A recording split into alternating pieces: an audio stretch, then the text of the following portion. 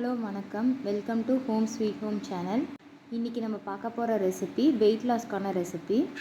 நான் ஒரு 5-6 spoon oats எடுத்திருக்கேன்.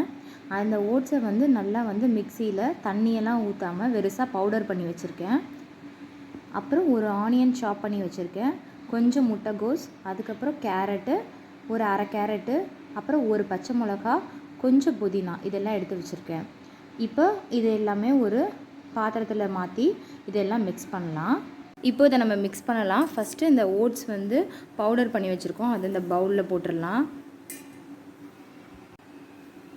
அப்புறம் தேவையான அளவு நம்ம சால்ட், இதுக்கு தேவையான அளவு அதை ஆட் பண்ணிடலாம். அப்புறம் ஒரு 2-3 ஸ்பூன் கர்டு இதில் ஆட் பண்ணிடலாம். கொஞ்சம் பெருங்காயத்தூள் இதில் போட்டுடலாம். இப்போ நம்ம கட் பண்ணி வச்சுருக்க எல்லா ஐட்டம்ஸையும் இதில் ஆட் பண்ணிடலாம். இப்போது நம்ம கட் பண்ணி வச்சுருந்த ஆனியன், கேபேஜ், அப்புறம் கேரட், அப்புறம் சில்லி, கொஞ்சம் மின்ட் லீவ்ஸ், இது எல்லாத்தையும் மிக்ஸ் பண்ணிடலாம். இதில் கொஞ்சம் தண்ணி ஊற்றி ஆட் பண்ணிடலாம் ஒரு அடை பதத்துக்கு.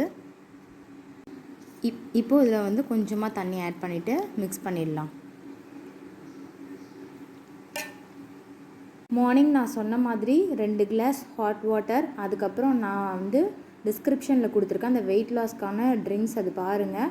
அதை குடித்ததுக்கப்புறம் ஒரு 12 o'clock போல் ஒரு குக்கும்பர் சாப்பிட்டதுக்கப்புறம் இதை லஞ்சாக இந்த அடை மாதிரி பண்ணி இந்த ரெசிபி நீங்கள் சாப்பிட்டீங்கன்னா உங்களுக்கு நல்லாவே ரிசல்ட் தெரியும். இது கண்டினியூஸாக நான் சொன்னது இப்போ லஞ்ச் ரெசிபி போட்டிருக்கேன். இதுக்கப்புறம் டின்னர் என்ன செய்யணுன்றதை அடுத்த வீடியோவில் நான் போடுறேன். இதை நீங்கள் கண்டினியூஸாக ஒரு 10 days பண்ணிங்கன்னா நல்ல ரிசல்ட் தெரியும். ஒரு 4 kgs வரைக்கும் கண்டிப்பாக ரெடியூஸ் ஆகும்.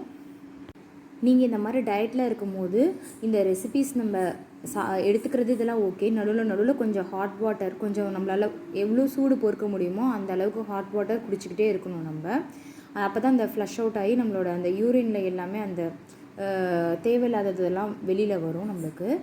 ஸோ இந்த மாதிரி நீங்கள் கண்டிப்பாக செஞ்சு பாருங்கள். இது 1/2 hour கழித்து இதை ஓப்பன் பண்ணிவிட்டு இதை நான் தோசையாக உங்களுக்கு எப்படி அடை தோசையாக நான் செஞ்சு காட்டுறேன் உங்களுக்கு. இப்போது இந்த மாதிரி இந்த திக்கில் இருக்கிற மாதிரி மிக்ஸ் பண்ணி வச்சுருக்கேன். இப்போ நம்ம இது ஒரு 1/2 hour மூடி வச்சிடலாம். அதுக்கப்புறமா இது தோசை தவா வச்சு அதில் அடை மாதிரி ஊற்றி எடுக்கலாம். இது லஞ்ச் ரெசிபி, வெயிட் லாஸ்க்கான லஞ்ச் ரெசிபி. இது ரொம்ப டேஸ்ட்டாக இருக்கும், ப்ளஸ் வெயிட்டும் நல்லா லாஸ் ஆகும். இப்போ 1/2 hour ஆகிடுச்சு. நம்மளோட அந்த ஓட்ஸ் பேட்டர் இந்த மாதிரி இருக்குது.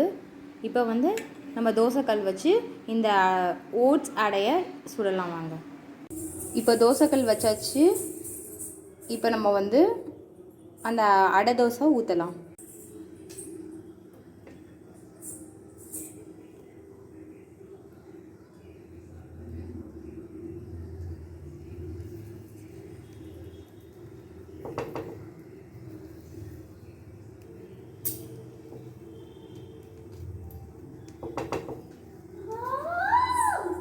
இப்போது நம்ம அந்த ஓட்ஸ் அடையை ஊற்றியாச்சு.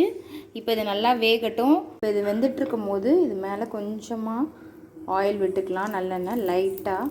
டயட்டில் இருக்கிறதுனால நிறைய எண்ணெய் சேர்க்க வேணாம். ஓட்ஸ் தோசையில் அடை தோசையில் நம்மளுக்கு கேபேஜ், கேரட்டு, ஆனியன் இதெல்லாம் இருக்குது. ஸோ நம்மளுக்கு தேவையான சத்துக்கள் எல்லாமே அதுலேருந்தே நம்மளுக்கு கிடைக்கும். இது நம்ம 1:30 போல் லஞ்சுக்கு எடுத்துட்டோம்னா ஒரு 4:30 வரைக்கும் நம்மளுக்கு பசிக்காது. ஸோ நம்ம இது சாப்பிட்டதுக்கப்புறம் ஒரு 1 hour கழித்து ஒரு 2 கிளாஸ் சுடு தண்ணி குடிச்சிட்டு நல்லா ரெஸ்ட் பண்ணலாம். ரொம்ப ஹெவியாக எக்ஸசைஸ் அந்த மாதிரிலாம் பண்ணணும்னு அவசியம் இல்லை. இந்த மாதிரி டயட் ஃபாலோ பண்ணுறதுனால 10 daysல 4 kgs நல்லாவே ரெடியூஸ் பண்ணலாம்.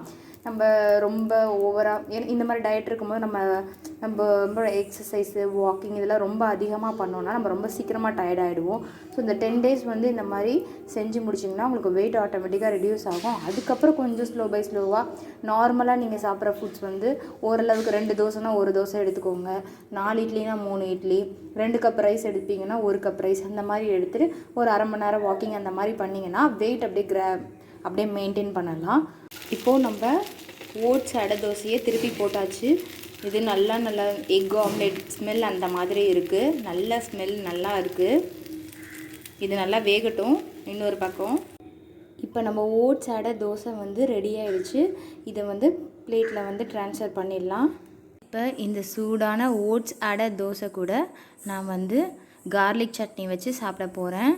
இது நல்லா டேஸ்ட்டாக இருக்கும். நீங்களும் ட்ரை பண்ணுங்கள். இந்த ரெசிபி உங்களுக்கு பிடிச்சிருந்தா லைக் பண்ணுங்கள், ஷேர் பண்ணுங்கள். நம்ம சேனல் ஹோம் ஸ்வீட் ஹோம் சேனலில் சப்ஸ்கிரைப் பண்ணுங்கள். தேங்க்யூ. பாய்.